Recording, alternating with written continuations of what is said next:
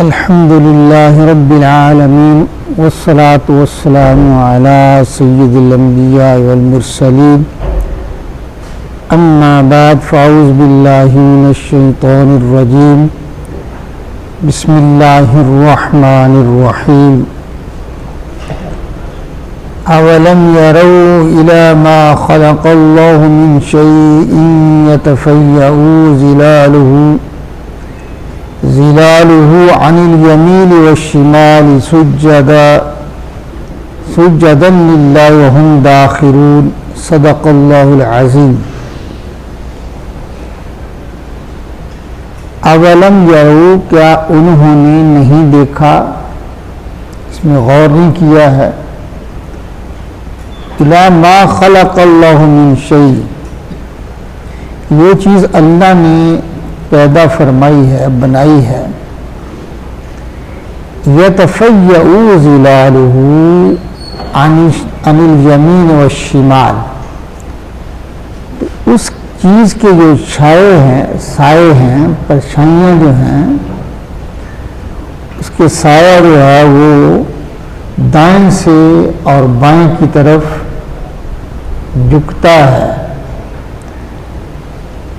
سجداً للہ، اللہ کو سجدہ کرتا ہے، اس حال میں کہ وہ اللہ کو سجدہ کر رہا ہوتا ہے. جو بھی چیز اللہ نے تخلیق کی ہے وہ اپنے حال کے مطابق جیسے اللہ نے اسے عطا فرمایا ہے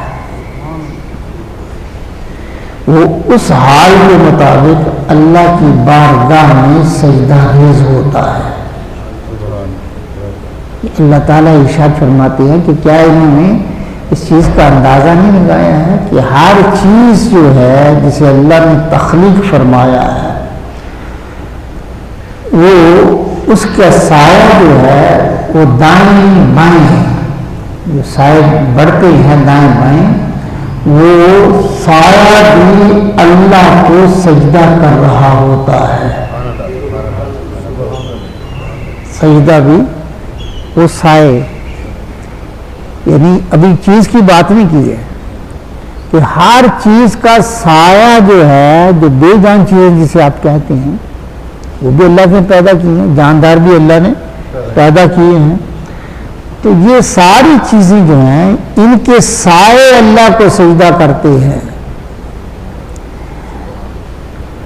خواجہ حسن بصری رحمۃ اللہ علیہ فرماتے ہیں اے انسان تجھے کیا ہو گیا ہے کہ تیرا سایہ تو اللہ کے سامنے سجدہ ریز ہوتا ہے اور تو اللہ کے سامنے نہیں جھکتا، تو اللہ کے سامنے نہیں جھکتا، تیرا سایہ جو ہے وہ جھکتا ہے.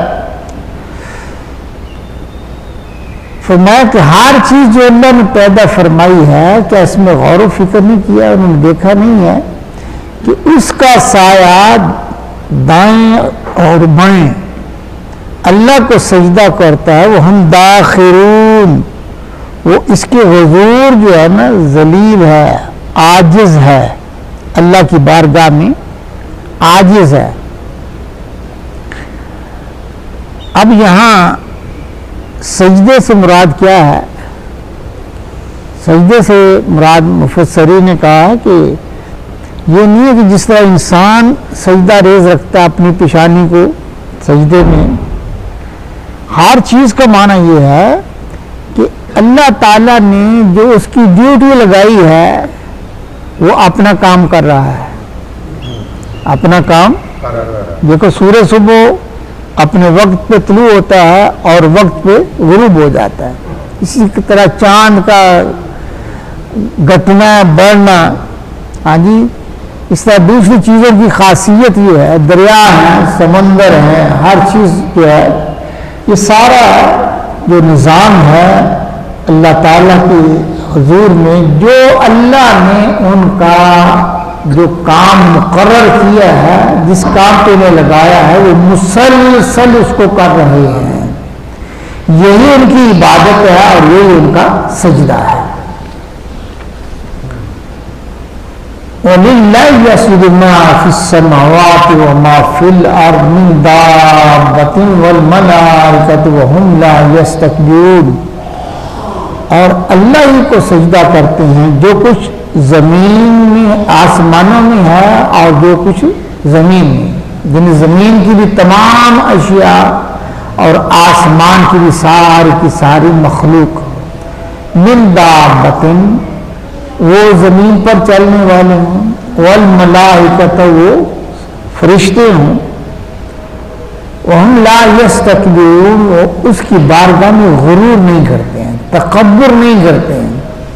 یہ ساری مخلوق جو ہے، جو فرشتے ہیں اور جاندار چیزیں جو ہیں، انسان غور کرنا، یہ اللہ کی بارگاہ میں عاجز رہتے ہیں، تکبر نہیں کرتے ہیں اور صرف اللہ ہی کو سجدہ کرتے ہیں، صرف اللہ ہی کو سجدہ کرتے ہیں۔ یعنی جتنے جاندار ہیں اے انسان تیرے سوا، جتنے جاندار ہیں، وہ جانور ہیں، وہ رینگنے والے ہیں، وہ چلنے والے ہیں، وہ زمین پر ہیں، وہ آسمان کی فضاؤں میں اڑ رہے ہیں، وہ فرشتے ہیں، اللہ کی نورانی مخلوق ہے، ساری کی ساری اللہ کی بارگاہ میں جھکتے ہیں۔ اے انسان صرف تو ہی ہے جسے اللہ نے تمہیں شعور بھی دیا ہے، عقل بھی دی ہے، غور و فکر کرنے کی طاقت بھی عطا فرمائی ہے، لیکن پھر بھی تو اللہ کی بارگاہ میں سجدہ ریز نہیں ہوتا۔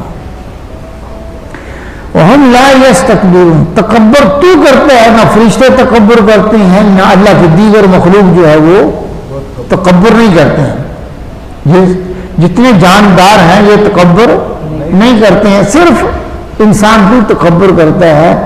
اور یہ جو کبریائی ہے، یہ بڑا پن جو ہے، یہ سارا یہ کسی کے زیبہ ہی نہیں دیکھتا سوائے اللہ کے، سوائے اللہ کے۔ اللہ متکبر ہے اور کوئی نہیں ہے۔ جو اور متکبر بننے کا کوشش کرے گا وہ شرک کرے گا، وہ شرک کرے گا۔ یخافون ربہم من فوقہم ویفعلون ما یؤمرون اپنے اوپر اپنے رب کا خوف کرتے ہیں، اپنے اوپر اپنے رب کا خوف کرتے ہیں، یعنی خوف رکھتے ہیں۔ کیا معنی ہے کہ اللہ کی قدرت، وہ سمجھتے ہیں کہ ہمارے اوپر اللہ کی قدرت ہے، وہ قدرتوں کا مالک ہے، وہ قدرتوں کا مالک ہے، اور اس قدرت سے وہ ہر وقت ڈرتے رہتے ہیں کہ کہیں اللہ کا عذاب نہ آ جائے، وہ ناراض نہ ہو جائے۔ اور اس کا خصوصی طور پر فوق کا معنی یہ ہے کہ اکثر عذاب آسمان سے نازل ہوئے ہیں، سابقہ امتوں پر جتنے عذاب نازل ہیں وہ آسمانوں سے نزول ہوا ہے، وہ بارش کی صورت میں، وہ پتھروں کی صورت میں ہو، ہاں جی، وہ جس طرح بھی ہے وہ اوپر سے، اس لیے فوق کا لفظ استعمال کیا، اوپر سے، یعنی وہ اس بات سے ڈرتے رہتے ہیں کہ کہیں اوپر سے اللہ کا عذاب نازل نہ ہو جائے۔ وَيَفْعَلُونَ مَا يُؤْمَرُونَ اور وہ وہی کرتی ہیں جسے ان کا حکم ہوتا ہے، جسے اس کا حکم ہوتا ہے، جس کا حکم کیا جاتا ہے اللہ کی بارگاہ سے، وہ وہی کام کرتے ہیں۔ انسان کے علاوہ کی بات ہو رہی ہے کہ تمام جاندار وہی کام کرتے ہیں جو جس کا اللہ حکم فرماتا ہے۔ وَقَالَ اللَّهُ لَا تَتَّخِذُوا إِلَٰهَيْنِ اثْنَيْنِ اور اللہ نے ارشاد فرمایا کہ دو الہ نہ بناؤ، دو خدا نہ بناؤ، دو عبادت کے لائق دو نہ بناؤ، دو۔ اب دیکھیے اگر الہین کہہ دیا جاتا ہے، یہ تسمیہ کثیرہ دو پر استعمال ہوتا ہے، تو اسنین نام ہی کہا جاتا ہے، ضرورت نہیں تھی، سمجھ آ گئی کہ دو نہ بناؤ، الہ ہوں اس کی بعد الہ ہیں دو الہ، کہ دو الہ نہ بناؤ، عبادت کے لائق اور مستحق دو ذاتوں کو نہ بناؤ۔ لیکن اس کے بعد اسنین کہا، اس کا معنی بھی دو ہے، اس کا معنی بھی دو ہے۔ الہین کا معنی دو کے بعد پھر دو کا ذکر کرنا، اس کا معنی کیا ہے کہ تاکیدن، جیسے ہم کہتے ہیں دو کی بات ہو رہی ہے، چار کی بات ہو رہی ہے، یہ تقریباً بات ہوتی ہے زور پیدا کرنے کے لیے. اللہ تعالیٰ زور پیدا فرما رہا ہے کہ دو خدا کبھی نہ بنانا. کہ تم تو ہزاروں بنائے بیٹھے ہو, تم تو سینکڑوں بنائے بیٹھے ہو, یہ بھی خدا ہے یہ بھی خدا ہے, یہاں جاتے خدا بنا کے بیٹھ جاتے ہو. تمہاری زندگی میں تو بے شمار خدا ہیں. اللہ فرماتا ہے ظالموں اتنے کیسے, دو کی بھی اجازت نہیں ہے, دو کی بھی دو بھی نہیں ہو سکتے. الہ کون ہے؟ صرف ایک ہے. انما ہوا الہ واحد, بے شک تمہارا الہ جو ہے وہ الہ جو ہے جو عبادت کا مستحق ہے, جس کی عبادت کی جائے گی, عبادت کے لائق ذات صرف کیا ایک ہے, واحد ہے. فَإِيَّ يَفْرَحَبُونَ, تو جب ہے ہی ایک تو پھر ڈرنا بھی اسی سے چاہیے, صرف اللہ سے ڈرنا چاہیے. تو جب ایک ہے تو پھر اسی سے ہی ڈرنا چاہیے. وہی ڈر کے لائق بھی وہ ہے جو عبادت کے لائق ہے. وَلَهُ مَا فِي السَّمَاوَاتِ وَالْأَرْضِ, یہ اللہ تعالیٰ دلائل دے کے توحید کو سمجھا رہا ہے. اللہ فرماتے جو کچھ زمین میں ہے, جو کچھ آسمانوں میں ہے, جہاں تمہاری نظر جاتی ہے یا اوپر جائے گی یا نیچے جائے گی, دیکھ لو ہر چیز کا مالک اللہ ہے. ہر چیز کا مالک لہو, اسی کے لیے ہے ما فی السماوات والارض, جو زمین میں ہے اور جو آسمان میں, جو کچھ بھی ہے یہ اسی کا ہے, یعنی وہی مالک ہے. کیوں کہ پیدا بھی اس نے کیا ہے, تو ملکیت اس کی ہے, تو جس نے پیدا کیا ہے. جب اللہ نے پیدا کیا ہے تو پھر مالک بھی وہی ہے. یہ جتنی چیزیں جنہیں تم خدا بنا کے بیٹھے ہو نا, اس کا مالک بھی اللہ ہے. جنہیں تم بت بنا کے بیٹھ جاتے ہو, یہ چیزیں جو ہیں جن کی تم پوجا کرتے ہو, یہ بھی اللہ کی ملکیت ہے, کیونکہ انہیں بھی اللہ نے پیدا کیا. وَلَهُ الدِّينُ وَاسِبًا, اور اسی کی فرما برداری لازم ہے.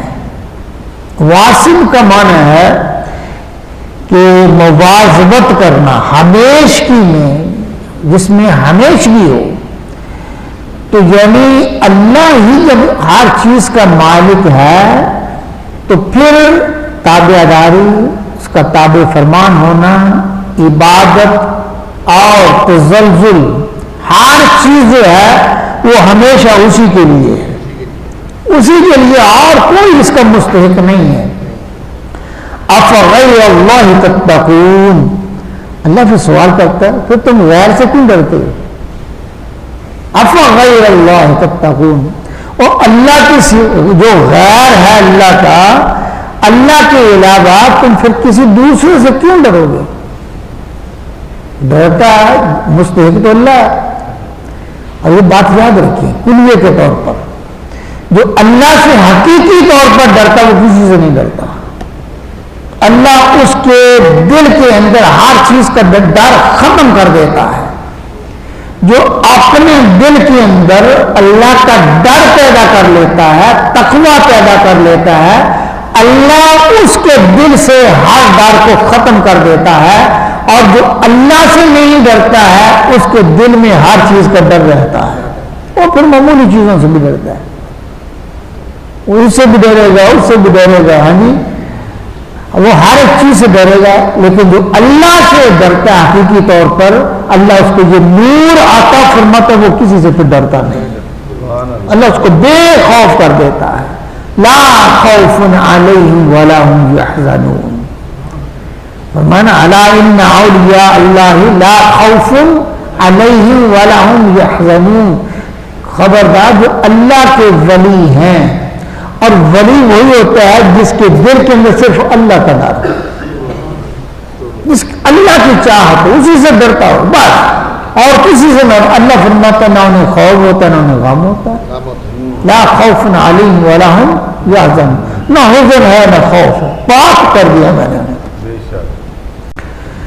وما بکم من نعمت فمن اللہ، اللہ فرماتا تمہارے پاس جو بھی نعمت ہے، وما بکم من نعمت، جو بھی نعمت ہے جسے آپ استعمال کرتے ہیں اور جس کو آپ نعمت سمجھتے ہیں، مثال کے طور پر اولاد کیا ہے؟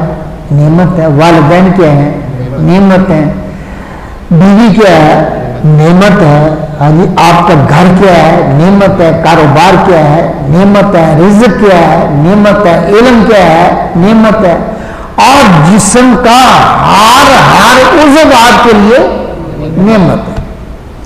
اللہ فرماتا ہے جتنی بھی نعمتیں تم استعمال کرتے، تمہارے پاس جو بھی نعمت ہے فمن اللہ، سب اللہ کی طرف سے ہیں، سب اللہ کی عطا کی ہوئی ہے، ساری نعمتیں اسی کی دی ہیں. تو جس کی نعمت ہو اس کا شکر کیا جاتا ہے نا. کیوں جی؟ شکر کا مستحق بھی تو وہی ہے نا جو نعمتیں عطا فرماتا ہے. ہم کتنے ناشکرے ہیں. اگر ایک نعمت آگے پیچھے ہو جائے تو ہم زبان شکوہ دراز کرتے ہیں. ہم یہ نہیں دیکھتے کہ ایک گئی ہے کروڑوں پاس ہیں جن کا ہم حساب اور گن نہیں سکتے، اتنی نعمتیں ہیں. اللہ فرماتا ہے جتنی نعمتیں یہ اللہ کی طرف سے ہیں. تو پھر تمہارا حال کیا ہے؟ ثم اذا مسکم الضر، در کہتے نقصان، کمی کو. اگر تمہیں کہیں سے تکلیف پہنچتی ہے، کوئی نقصان ہو جاتا ہے، کوئی مصیبت آ جاتی ہے، فَإِلَيْهِ تُجْأَرُونَ، تو تمہارا حال اس وقت کیا ہوتا ہے کہ تم پھر چلاتے ہوئے اس کی بارگاہ میں آتے ہو. ایسے ہوتا ہے نا، جب کوئی تکلیف آئے تو ہو سکتا ہے ہم نے اللہ کا نام ہی نہ لیا کتنے دن.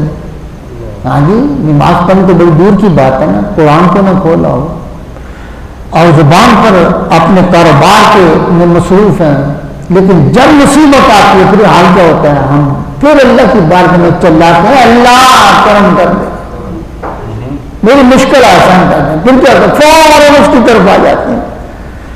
اللہ تعالیٰ یہاں کافروں سے مخاطب ہے کہ دیکھو کہ جب تمہیں کوئی مصیبت ہے تو پھر تمہیں اللہ یاد آتا ہے، پھر چلاتے اس کی بارگاہ میں. وما اگر تم کشف الضر عنکم، اور جب اللہ تعالیٰ اس مصیبت کو تم سے دور کر دیتا ہے، ہٹا دیتا ہے، بیمار تھے اللہ نے شفا عطا فرما دی، مال میں نقصان ہوا اللہ نے ختم کر دیا، کاروبار رک گیا تھے اللہ نے پھر جاری کر دیے. ایسے ہی ہے نا، اللہ کی بارگاہ سے مانگا. اور جب تم سے برائی یعنی وہ نقصان جو ہے وہ دور ہو جاتا ہے، اذا فریق منکم، سب کی بات تو نہیں اللہ نے کی. اللہ فرماتا تم میں سے ایک گروہ تو ایسا ہے،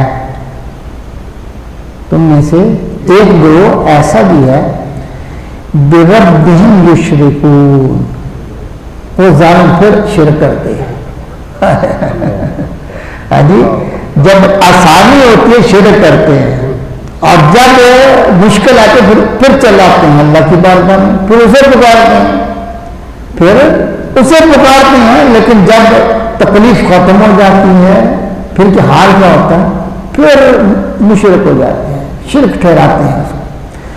اللہ تعالیٰ شافن لیکفروا بما آتیناہم، ہماری دی ہوئی نعمتوں کی ناشکری کریں کہ دیکھو دی اللہ نے نعمتیں، لیکن ناشکری کرتے ہیں، کفران کرتے ہیں، کسی اور کی بارگاہ میں جھکنا، اللہ کی نعمتوں کو استعمال کرنا اور پھر کسی اور کی بارگاہ میں جھکنا، یہ کیا ہے؟ یہ کفران ہے، یہ ناشکری ہے. شکر کیا ہے کہ جس کی طرف سے نعمتیں آئی ہیں اسی کی بارگاہ میں جھکو، اسی کی بارگاہ میں جھکو. یہ کیا ہوگا؟ یہ شکر ہے. اور کہتے ہیں جس کا کھائیے اسی کا گائیے، آسان لفظوں میں جس کا کھائیے اسی کا گائیے. تو پھر ہمیں بھی تو اسی کی کرنی چاہیے نا. اللہ اکبر. اللہ تعالیٰ سے فتمتعوا، اٹھا لو فائدہ. اے میری نعمتوں کا کفران کرنے والوں، میرے اندر طاقت ہے کہ میں فوراً ختم کر دوں جب تم میرا کفر کرو، میرے لیے ناشکری کرو، لیکن نہیں، کچھ دیر فائدہ اٹھا لو. فسوف تعلمون، اور وہ وقت دور بھی نہیں ہے، تم جان لو گے جب میری بارگاہ میں پہنچو گے کہ واقعہ ہم نے غلطی کی ہے. صحیح جو شکر کا حقدار وہ تو اللہ ہی علم ہو جائے، لیکن تھوڑی دیر آپ اس پہ ذرا تھوڑا انتظار کر لو کہ کھاتے میرا ہو اور جھکتے کہیں جا کے اور. ہاں جی، نعمتیں میری کرتے ہو پھر کفر بھی میرے کرتے، تمہیں شرم نہیں آتی؟ ٹال لو، میں رحیم نہیں ہوا، یہ فائدہ اٹھا لو دنیا کے اندر جو میں نے مال دیا نعمتیں ہیں، لیکن ان قریب تمہیں اس کا علم ہو جائے گا. وآخر دعوانا الحمدللہ.